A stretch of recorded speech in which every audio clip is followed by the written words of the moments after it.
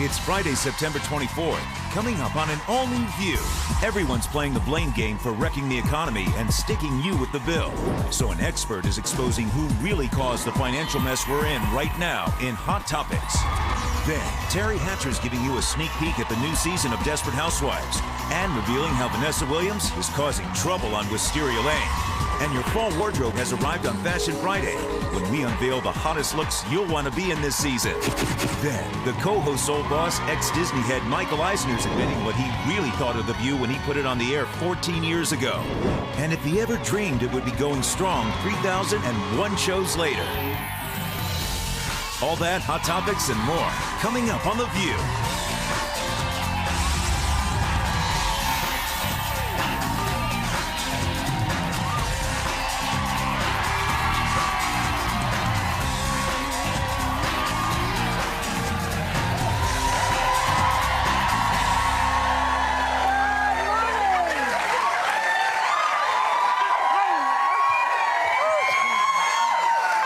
Excited.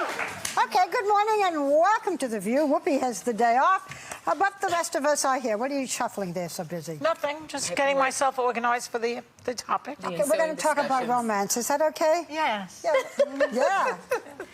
Let's talk about romance. It's either romance or politics. I'm voting for romance. Okay. Yeah. Okay, so there's a new study. There are so many studies. And this found out that couples who hook up in a casual sex relationship, that is, first time, can have just as long-lasting a relationship as couples who concentrate on what they call an emotional connection before they have sex. It's interesting, that, isn't it? Yeah. All those sluts are in high school, who are now married for 50 years, are still married to these people? So the key must be the continued hookup, not just the initial without follow-up. You have to have a continued hookup. But it'd be interesting to hear what a man says, because men are so... Obviously, if they continue to see them, with the whole business about, well, will he really respect me? I mean, obviously, if they continue to go, if they continue to go on, that he feels it's okay. But it's also that men like to chase, and I think when they get it so easily. No, I think respect is great. I think it depends on who you're talking to. If it's a woman who feels really secure in who she is, and she's in a job and a career, and she feels fine about where she is in life, it's fine. I think when you're talking about a young woman, maybe a teen, well, that's different. Then that's a different story. Yeah. I think. Yeah, but what you take as a youngster, you kind of take into as you grow older. I think if they catch you easily, because men do enjoy the chase, sure. And then you give it to them so like, quickly. Don't buy the cow and you can get the milk for free? Yeah. I don't believe that. Why do you believe? Because I think that the chase is involved in how insecure you are as a personality. If you're not available to him the next time he calls, it doesn't matter if you slept with him or not. It's like, I don't... But you're still saying hard to get. This is sort of saying... in a different way. This is sort of saying, I guess, that even if you do it the first time and you're available, that's still okay. And we have all been brought up to believe, no, it's not. Exactly. You should give them a little bit of a difficult time. But I know people, I have girlfriends who did it with their husbands the first time, and they're still married. Exactly. I don't know if they're happy, but I mean, it might not have anything to do with that, but they're still, they've been married a long time. I remember when I met Steve years and years ago now, and my Aunt Rose said to me, I was going out with him for 6 months, and she said, are you sleeping with him? And I thought, should I? Like as if I wasn't. Were you? Of course. Oh. Every time, hold out for years. Are you obligated to answer that question? I was 39 years old. I mean, come on. Of course you were. Every time we talk about advice, it's never your mother. It's always your Aunt Rose. My Aunt Rose. Does she exist, My Aunt mother Rose? didn't care what I did. The others were more nosy. Yeah. Well, okay, so while we're talking about romance, and there is a survey, yet another, and this one's out of Australia. And this is interesting, that romantic comedies, the movies that we, Pretty Woman and this and that, can ruin your real-life relationship.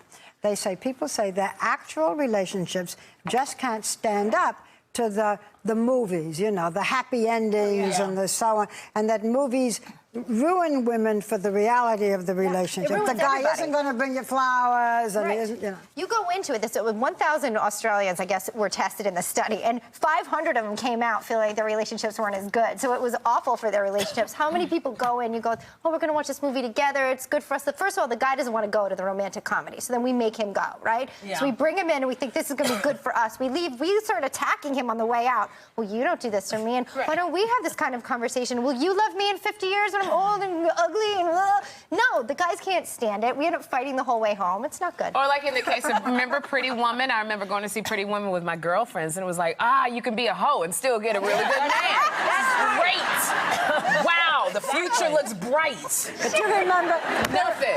there was a scene in Pretty Woman that always got to me, where he walks into the bathroom and she's doing something and he thinks that she's taking drugs. And she says, no, remember, I'm flossing my teeth. You know, this super pure hoe, as you call it. She's there for a one-night stand and she's flossing her teeth. Yeah. Well, even whores get dental disease. Periodontitis.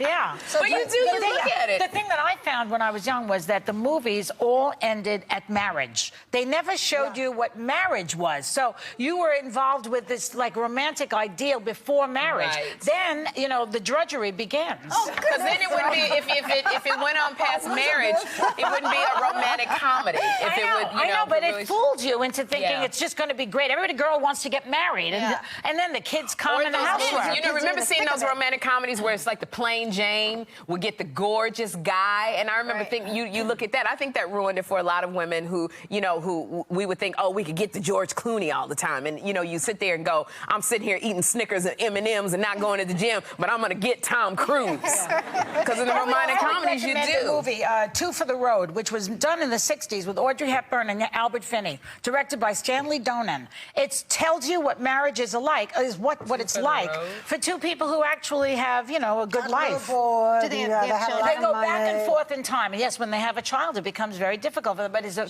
wonderful. We just had Isaiah turn a year. I feel like I just came too. Like I can't get over. You know, you're in the thick of it, especially with young kids. Physically, it takes a toll on you to like carry through the whole day and still feel like an excuse human for no by the end of the night. sex? Look, I'm looking for birth control right now. I've been very open about that after 3 kids. You know, day after day, we talk about, you know, how difficult marriage is and you know, what a pain in the neck children are and how tough it is to be married. And you're the only one on this program who's married.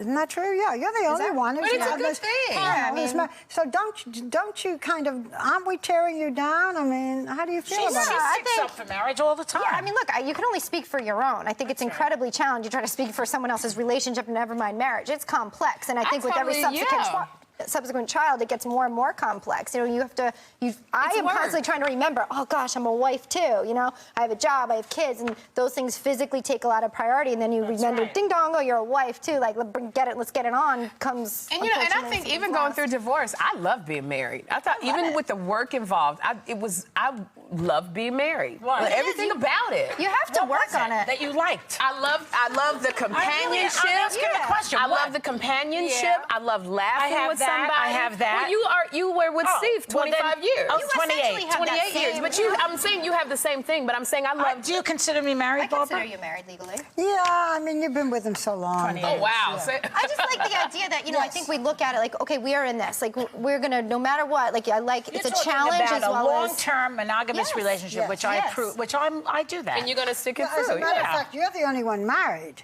on the panel, but you've got the longest relationship forever. You know, the rest of us don't have such a you know. No such luck. Whoopi, you and I don't have such good. Didn't have such luck. You know, track records. Thank you so much. Yeah. Well, it's never too late, Barbara. Bite your tongue. I've never been happier. Is there somebody that might interest you if you were available? Well, when we come back, an expert is exposing who's really to blame. She avoided that Who's one. really out of blue. We're talking about the financial mess, it gets me all tongue-tied, that the country is in right now, and we're going to figure it all out, and I don't have to discuss my marriage or my sex life. I know who they are anyway. I know who it is.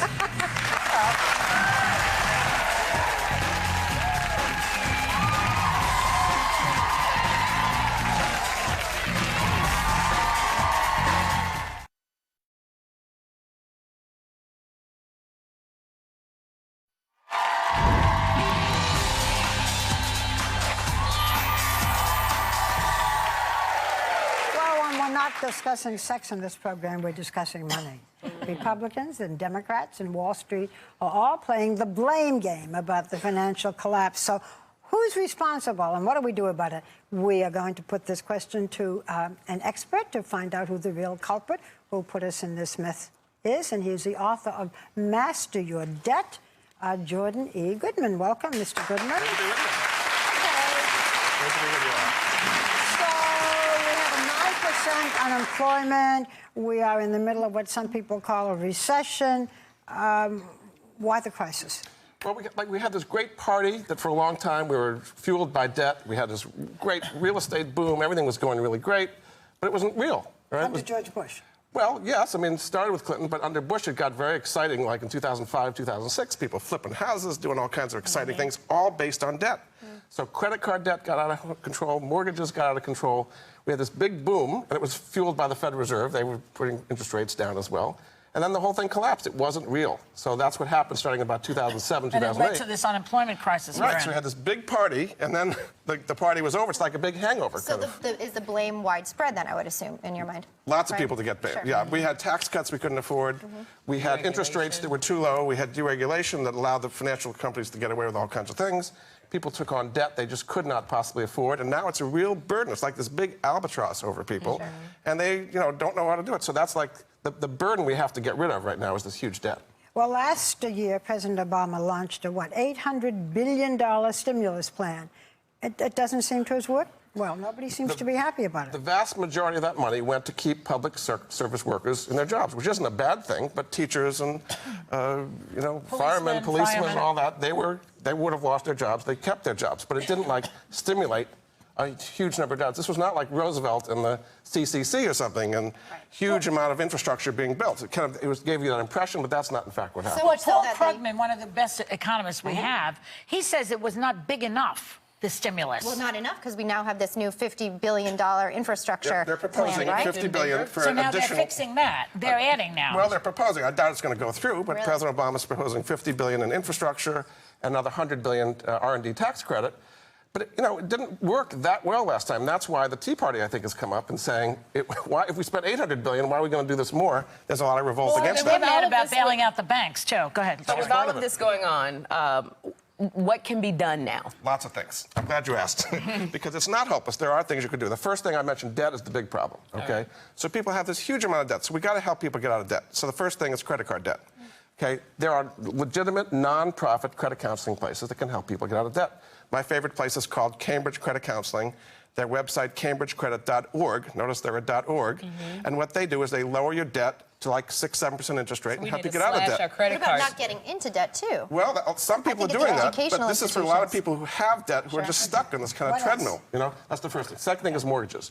People have these huge mortgages they just cannot possibly handle. So several things first. They should modify their mortgages. There are these programs out there. They don't know how to deal with them, but they can modify them to get them to a level people can afford. There's something called loan balance reduction. You can actually lower down how much you owe. There's a website to help people there, modifymymortgage.com, that can lower their mortgages.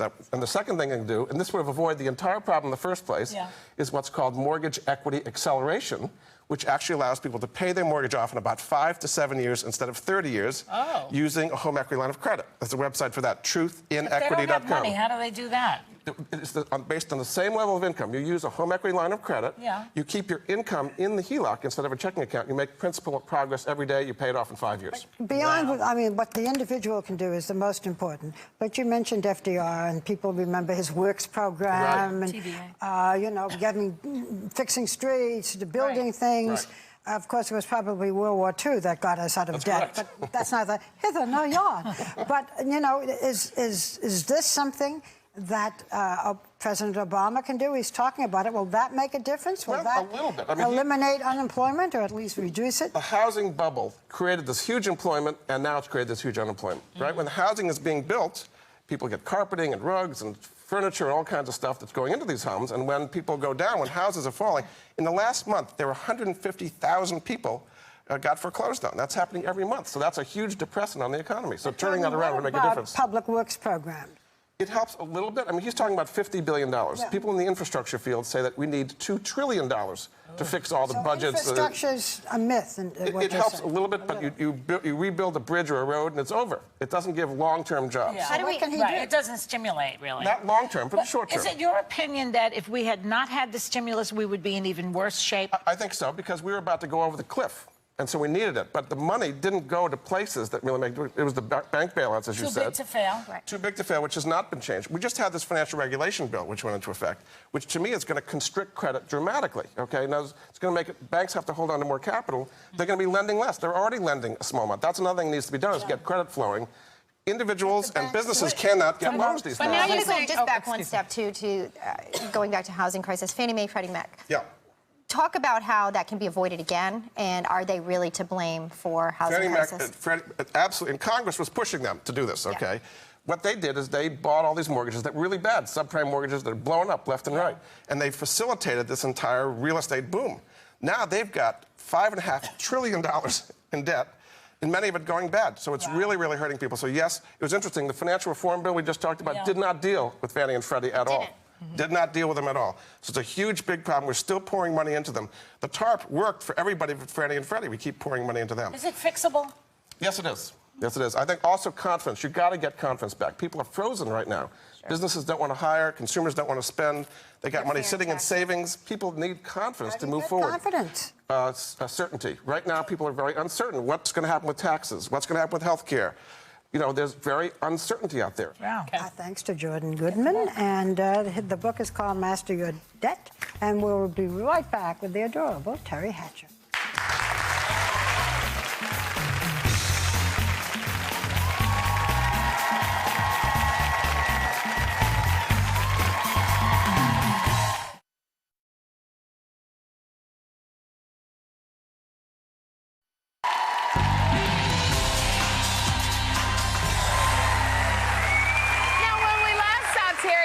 On Desperate Housewives. She moved out of Wisteria Lane, and today we're getting a sneak preview of the scandals and surprises on the brand new season, which kicks off Sunday night. Please welcome back Teri Hatcher.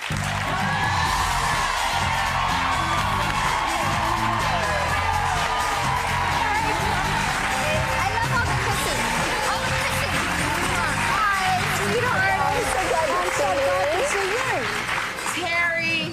We got, you know what, we were sitting here during our Hot Topics and we were talking about romantic comedies. Does it ruin? Has any romantic comedies ruined I think if you're single, all romantic comedies are the death of realistic expectations. Yeah. And they're sort of like an oxymoron because they're called a romantic comedy. You think you think, oh, I'm overworked, I'm tired, I'm going to watch a romantic comedy, and at the end of it, you just want to kill yourself because you know there'll never be anyone that treats you that way. Whatever. Yeah, no, I think they're very difficult. What about hooking up with a guy? Like, you know, is it okay if we just sleep with him on the first date? You know what I think? This is just going to be like a calling card for, yes, come sleep with me on the first date. No, I think that the destiny of what two human beings are together is probably there from the first date or not. Meaning that if you're with a guy that is more interested, if you hold back and, keep it from him for 6 dates or whatever, that's going to manifest itself in some ugly way later, and if you're with a guy that just wants to throw you out because you sleep with him on the first date, he was probably going to do that by the 5th date anyway. You know what I mean? Like, I think you have to look for the human being and sort of in each unique situation. Teri, every time this coming from the person who hasn't been in a relationship in 7 years. I know. Every time you're on the show, we ask you about your love life, and here you are giving advice. So what's going on? Ironic. Is there a new man or anything that we can dish about? No, there is still a new man, but it is not for lack of my family and friends trying. In fact, I had put together this big, giant, month-long trip to Italy for my parents for their 50th wedding anniversary. And my dad actually ended up having a quadruple bypass 2 days before they were supposed to leave. So the last part of the trip was a week-long cruise from Venice to Venice through the Croatian islands. Oh, yeah. And my mother, the night before my dad was in the hospital, now this is a 75-year-old woman who, I kid you not, has not ever taken care of herself a day in her life, chooses now to ask if she can go on the cruise. And I go, okay. So she goes on the cruise with her girlfriend. She's over there right now. She sends me a picture. She's, emailing me what a great time. She looks like she's 12 years old. I'm taking care of my dad. She's having a great time. And she sends me a picture that says, I'm with our private guide in Dubrovnik. And, oh, yeah, here it is. And the email says, he's very available and very undemanding. And I was like, okay, my mom is the one in the center. So So I thought, okay, well, wait, is it, first of all, he's 12 and he lives in Italy, I'm thinking from that picture. But like undemanding, that's the overriding quality my mom thinks I'm looking for. And he's very undemanding, okay. That's not a bad piece of advice. No, I guess it's not. But so there's my mom looking on her cruise for a guy for me. She still loves you at any opportunity. She's always looking for the opportunity to fix you up. Yes. Well, you know, this is great because we want to see this. 2 weeks ago, you completed the swim portion of a triathlon because you wanted to benefit the Children's Hospital in Los Angeles. That's you coming out of the water. Look at that body, girl. Thank you. How much did you swim when you did this? It's a half a mile. I have to tell you, I did it the year before I did the whole triathlon, and I was in much better shape. This has been a rough year, physically, illness, my dad, whatever, going into this. It was not a great time. So I had no training, but I wanted to do it because it benefits the Children's Hospital Los Angeles, and I was committed. So, it's very cold in California right now, and typically 57 degrees. That's really cold for the water there, which means there's haven't been in 50 years, blue whales, and where there's dolphins. People try to say where there's dolphins and whales, there's no sharks. They eat the same thing. So you got to know there's the great white sharks out there. And so I'm exhausted. I'm going to go. It's 4 in the morning. You got to drive out to Malibu. I'm thinking I'm not going to wear any makeup because who would? And because you're exercising. But I noticed there's some hairs, like eyebrow hairs, and I think, well, I'll just pluck those. And I'm so tired. It's like 9 o'clock. I have to get up at 4 to go out there. And so I go, and now, of course, my eyesight's going, too. So I'm looking, and I can't really see the hairs. I'm thinking, oh, I'm going to cut my whole eyebrow. So I have this little mini razor for those little, yeah, okay. You know where it's going. And so I go like this, and literally in a millisecond, you hear this sound that you think, oh, please don't let that be the sound I think it is. And I shaved off half of my eyelashes. Oh, my God. So these, eyelashes? yeah, so these are all fake, these eyelashes. Because they haven't grown yet. But you could have cut your eyeball. I did, but I didn't. I just shaved my, and so... You are so honest. So the next morning, so then I had to stay up till 11 o'clock at night gluing on fake eyelashes so I could do the triathlon without looking like half my eye was gone. It was, you know, it was a mess. But I made it. I'm alive. I did it. It was a good experience. Girl, you are so crazy, girl. Let's talk a little bit about Wisteria Lane, because last season when we left, your character, Susan, you had to move out of the neighborhood because you could not afford it. Yes. And now we got a peek at this week's premiere episode. Okay. And let's just say things aren't going quite as she wanted it to. Are you still married to Mike Delfino? I'm still married. We're now living in a little icky apartment off Wisteria Let's see Lane. how this is working out. No, honey, we're not poor. We're just lower middle class. Poor people wish they could live like this. They shouldn't. Oh, sweetie. I'm sorry. Buddy, we're not going to lie to you. Money is a little tighter than before, but that's why we're here, so we can save up and get back to our house. And it's not going to take that long. Your daddy's taking on extra jobs, and I'm still teaching, and I'm going to start selling that really cool jewelry I've been making. Oh, God. MJ is so cute. He is. He's the best kid. They say, you know, not to work with kids and animals, but he breaks all that rules. I want to ask you something, since you're being so honest. And by the way, Vanessa Williams is going to join the cast. Who is brilliant. Oh, my goodness. She is so great. Okay, so you're talking about shaving eyebrows and so forth, and you posted a picture of yourself on Facebook. Yes, I did. With no makeup. Yes, I did. There you go. You look pretty good, even without makeup. That last one's a bad angle, but you look good. Yeah, look at why don't you do it? Yeah, with the frowning and the why don't you do it? You know, what was I doing? This is what you do when you don't watch romantic comedies late at night by yourself. No, honestly, I had I was just beginning that fan page, social media. I'm way behind the game on that. I had 300 fans, you know, and I'm just trying to communicate honestly. I think my goal in this is, I feel like women need to have a break, and they need to give themselves a break, and they need to have a little bit more truth in what happens to make us all be like this. Because it's fine, Botox is fine, it's all fine. It's the illusion that's not fine. It's the idea that you're supposed to be able to look like that effortlessly and forever until they tell us, oh, science and health, we can live to be 100, but are we supposed to look 30 while we're doing it? Like, it's very confusing. That's very important that you did that. And so I think I was just saying, here's who I am, and here's who I am on Desperate Housewives, and they're the same person. That's nice. Terry, thank you so much for coming by. We love you. The season premiere of Desperate Housewives is this Sunday night at 9 p.m. right here on ABC, and you're all going with a copy of Desperate Housewives Season 6 on DVD when we come back. Fashion Friday's got the hottest fall trends. Thanks, Terry.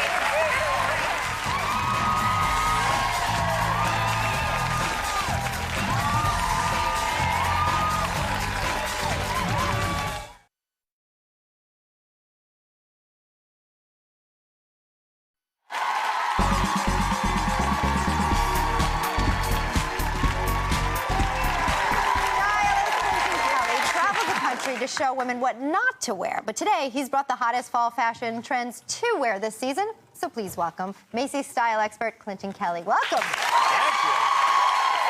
Love that you're here.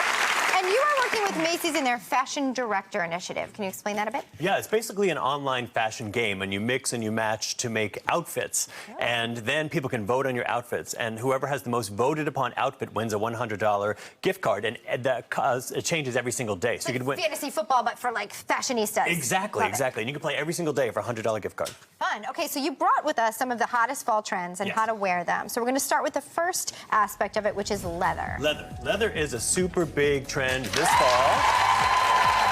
And you'll find leather in pants and in skirts and in jackets and in vests, pretty much everywhere. And Megan is wearing a red leather skirt, and this is by Rachel Roy. And then, a red leather skirt can be a really sort of tough look, and so you want to sort of soften that up by doing a boucle jacket. And this boucle jacket is also by Rachel Roy. Great platform pump. And you could do that in a creative office environment and then go out for drinks afterwards. Okay. And if that is too much for you, that was Megan, and we have Atalia here showing you how to do leather in a more sort of a little bit more figure-friendly kind of way, right? We can do a great sort of faux leather jacket, and this is a printed python jacket by Ellen Tracy, a little bit less edgy, and we did it with a trouser jean, also by Ellen Tracy, and a charmeuse blouse for a little pop of color. And, like I said, you can do leather, real leather, or you can do fake leather if you want. Let's talk about pleather, because it always looks tacky. It never looks right. Right. Well, pleather is just sort of a word for fake leather, and there are all different, types of fake leather. How do you make it look good? Well, it's animal-friendly. Right. It is animal-friendly, and I think that printed pleather actually looks more expensive than non-printed pleather. Absolutely, and some things have little trims like ours too.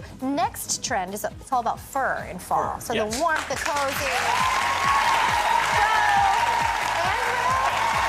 So you'll be seeing a lot of fur this season. Fur comes in trims and in jackets, and these two looks, just so you know, are faux fur because they're fake. They're faux. Yes, that's how I roll with the faux fur. That's good. This is a leopard print jacket by Inc. International Concepts, and I paired this with a great legging, which is also by Inc. and some great red peep toe pumps by Style & Co. And I feel like this is sort of like the modern day, like Audrey Hepburn or what Mary Tyler Moore would have worn, that kind of thing. Now, the other way to do fur is to do fur that's just a little bit more sort of trend forward, shall we say. This is a fur vest by Inc. International Concepts, and I'll tell you, it's a tough vest to wear after a certain age, but if you're young and sort of a fashionista, you can wear it with something like this romper by Charlie Jade, and then a great ankle boot by Rachel Roy. Okay, so they're mixing feathers and fake fur these days. A lot of feathers too. Well, there is a lot of feathers. Yes, you could do a feather earring with this. Yeah, just fluffy things. Yes, okay, anything that helps you look like a Muppet. Yeah. Now, I have a question about our next trend because it's cargo, and cargo has been a really big trend moving forward. How do you wear it without adding bulk? That's a really good point, yes. So, cargo can be done bulky, but you can cinch the waist, but also you want to make sure that you're doing it with something streamlined. So, for example, on Lauren, this is an anorak that's got utility pockets, and this is by T. Tahari. And then we're doing the skinny jean, and that's by Cut, and then we're tucking the jean into the boot by 9 West. And you want to make sure that if you are doing something that's got volume, you emphasize the waist, whether by cinching the jacket or doing a belt on the blouse underneath, and then something streamlined on the bottom. Sure. Okay, so that's one way to do cargo. Another way to do cargo is to do the modern cargo pant. And this is actually sort of a slim cargo pant. It's almost like a skinny jean meets a cargo. Those are more slenderizing, those big pockets on the side, aren't they? Exactly. They're not so bulky. These pockets just stick out a little bit. And so if you are doing something like this kind of cargo, you want to go with a little bit of volume up on top. And this is a cropped knit sweater with a little bit of Lorex. You can wear that for daytime or for nighttime and tucked into a boot. Two really easy to do looks. Is cargo always in that color? Green? It doesn't have to be in that color. It's in a lot of neutrals, though. Okay, great. Now we want to talk about the power sheath. Yes, the Do sheath. describe. I like that. Well, obviously, that's Power Sheath. Obviously, the TV show Mad Men has influenced designers a lot, and the Power Sheath is something that, the sheath has been around since the 50s and 60s. It's come back this season in a traditional way and also with twists. So in this look that Mary's doing right now, this is by Tahari. This dress is only $89, by the way, at Macy's. But you want to make sure if you're doing a sheath like this, which is very classic, you don't want to do the matching sweater set and the little pearl earrings with the pearl necklace too much, a little too prissy. Now it's modernize it with a great snakeskin bag, like a patent platform pump, and some great statement earrings. So that's a very sort of classic on your head with that one. Rock it out. Only you could pull that off, Joy. Yeah, but I like that idea. And you can rotate belts and kind of make it new every time you wear it. And jackets and cardigans. You could really make that fun. Is that a Michael Kors bag? That is a Michael Kors bag. Yes, that's the most expensive piece of the show. It's in the $500 range. But you know what? It is about mixing high and low. You can do an expensive bag with a sheath that's only $89, and nobody's going to know. Another way to do a sheath would be on Amare, and this is a really fun sheath. This is a patterned sequin sheath by Adriana Papel, and we did a great shiny snakeskin pump and a little shine in the bag as well. So the sheath, it means that it's a form-fitting dress, but it doesn't necessarily mean that it has to be a boring dress. A sheath can be super sexy. But that is not a slenderizing look, I'm sorry. You have to be a really skinny girl to wear that. I will tell you that anytime you wear shine, you've got to be careful of fit. So we want to thank you for coming by. Hey, for more information on any of these looks, just log on to our website. And guess what? You're all going home with a $100 gift card from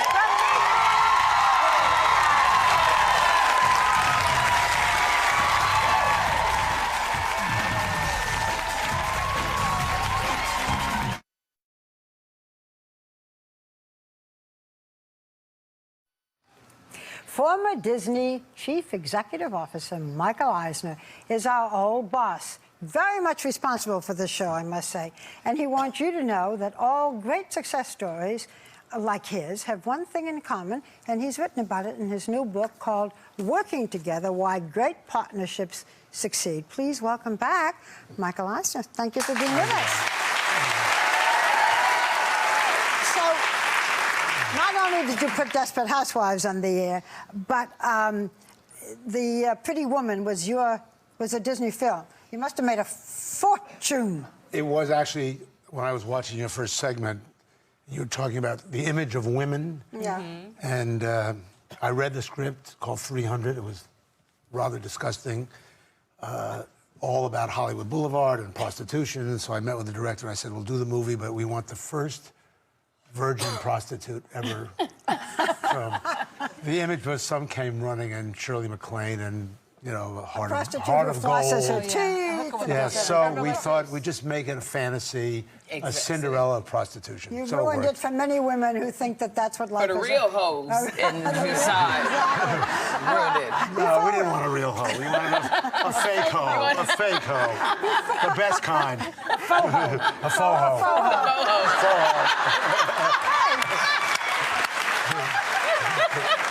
So before we get to about the partnerships, we're partners on this show. And we just celebrated our 300th. 3,000. 3,000.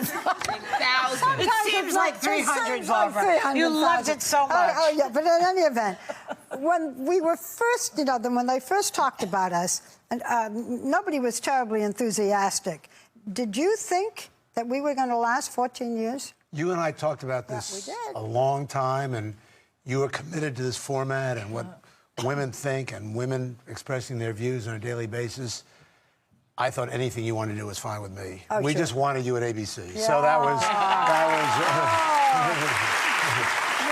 you said 4 women, 3 men, 4 anything. But Michael, I was there. Michael, tell the truth. You wouldn't have kept us on the air without Barbara, would you? In the beginning. If you were not there, we would have canceled it immediately. Without Barbara, not me. You? Without Barbara. Well, Barbara was. It was her idea. Us on the air. Yeah, she's the stable force. She's an American icon. Look how good she looks. Well, because what they say, the show must go off. No. It almost did. But that was early ABC. Well, okay. We won't talk about, listen, When I first worked at ABC, they used to say the way to end the Vietnam War is put it on ABC. It'll be over in 13 weeks. Oh, my goodness. That was in the 60s. Oh, no. ask you, because you do write, you write about 10 great partnerships and why they work. And I would love to know, what does make a great relationship work overall? I mean, you talk about Bill and Melinda Gates, for an example. What wouldn't and what does? The interesting thing about the 10 partnerships, and it was the Gateses and Warren Buffett, two great... And you, Ron Howard. And me and Frank Wells at Disney, two great women who have 5 restaurants in Los Angeles. And the one thing consistent, honestly, is partnerships are happier people. Harvard did a study on this over 70 years, beginning with a class of Jack Kennedy. Every 5 years, interviewed everybody from that class. And the number one thing, it wasn't wealth, it wasn't exercise, it wasn't diet. It was a sustained relationship over a long period of time, where you're in the foxhole together, tough times you get through, you can high-five it in great times. It can be a spousal relationship, it can be a business relationship. And the people that I talk to, whether it's Valentino and Giancarlo Giamatti, or whether it was Ron Howard and Brian Grazer making movies like A Brilliant Mind, or whether it was like Bill Gates or me and Frank, this happiness quotient became so clear to me. And if you look at all these young people out there starting restaurants, starting new companies, technology companies, they mostly start as partners. You know, we teach our kids when they're like toddlers to share, don't bite your sister's head off, don't spit up on them. When they get in the 5th grade, it's all about individual achievement. They should go back to sharing. But one of the things that you talk about, and I knew Frank Wells, who was a partner at Disney, and you were very close, and he died. But you were not necessarily equal. One of you had to be the CEO, and he said, okay, I'll take the lesser position. The same with Warren Buffett and his partner, who most people have never heard of.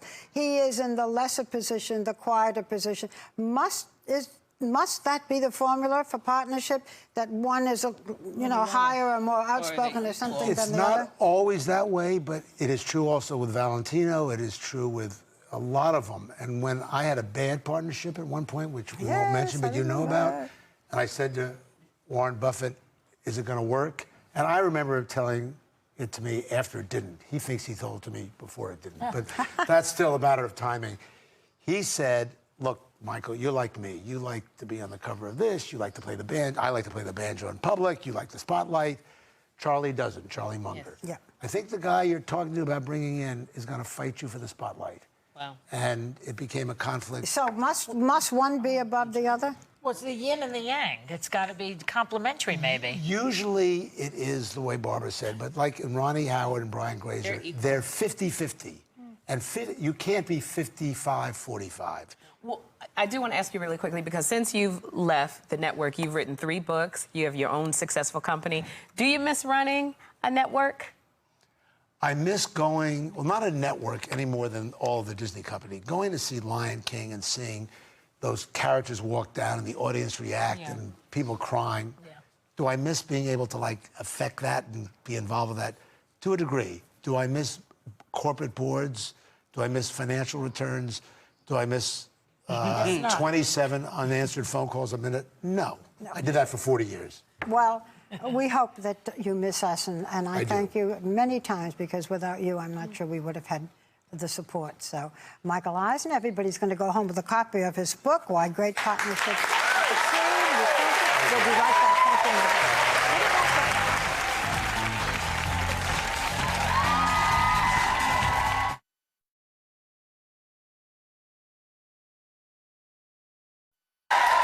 Thanks to my partners. Enjoy the view.